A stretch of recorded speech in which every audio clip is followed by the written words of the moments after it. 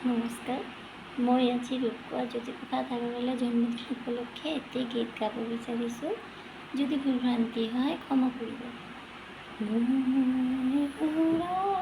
চুমাৰ কুঁহিয়াৰ পাৰ, মোৰ গান শুনি কোন হ'ল যায়। মোৰ চুমাৰ কুঁহিয়াৰ পাৰ,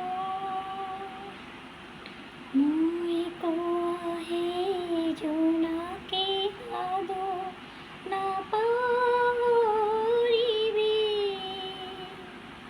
মই কোৱা সেই জোনাকী সাধু নাপাহৰিবি।